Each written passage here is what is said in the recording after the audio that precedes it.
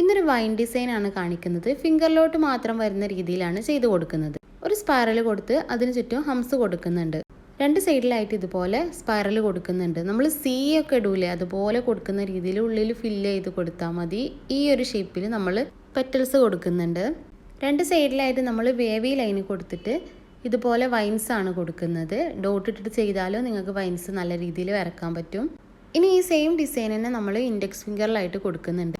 Spiral കൊടുത്ത് ഹംസ് കൊടുക്കുന്നുണ്ട്. രണ്ട് സൈഡിലായിട്ട് രണ്ട് ഫ്ലവറും കൊടുക്കുന്നുണ്ട്. പിന്നെ നമ്മൾ വൈൻസ് ആണ് കൊടുക്കുന്നത്. മുകളിൽ നോർമലായിട്ട് കൊടുക്കുന്നുണ്ട്. താഴെ ഈ കൊടുക്കുന്നത് നമ്മൾ ക്രോസ് ആയിട്ട് വരുന്ന രീതിയിലാണ് ചെയ്ത് കൊടുത്തിട്ടുള്ളത്. ലൈനിലായിട്ട് നമ്മൾ വൈൻസ് ആഡ് ചെയ്ത് കൊടുക്കുകയാണ് ചെയ്യുന്നത്. ഇനി ഫിംഗേഴ്സിലോട്ട് നമ്മൾ ചെരിഞ്ഞ ലൈൻസ് ഇതുപോലെ വരച്ച് കൊടുക്കുകയാണ് ചെയ്യുന്നത്.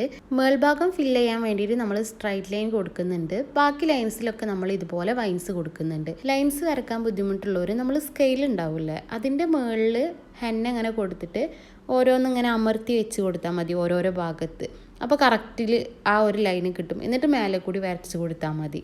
വൈൻസിന് വേണ്ടിയിട്ട് ഡോട്ട് ഇട്ടിട്ട് അങ്ങോട്ടും ഇങ്ങോട്ടും വരച്ച് കൊടുത്താൽ മതി. ഇനി നമ്മൾ ഫിംഗറിൻ്റെ ടിപ്പിലായിട്ട് ഇതുപോലെ ഫില്ലിംഗ് ആണ് കൊടുക്കുന്നത്. ഇതുപോലെ നമ്മളിങ്ങനെ ചെയ്ത് കൊടുത്തിട്ടുണ്ടെങ്കിൽ ഫില്ലിങ് നല്ല നീറ്റായിട്ട് കിട്ടും. ഈ ഒരു ഡിസൈൻ കയ്യിലൊക്കെ ചെയ്താൽ നല്ല ഭംഗിയുണ്ടാവും. ഈ ബോർഡിൽ കാണുന്ന പോലെയല്ല. അപ്പോൾ നിങ്ങളൊന്ന് ട്രൈ ചെയ്ത് നോക്കൂ.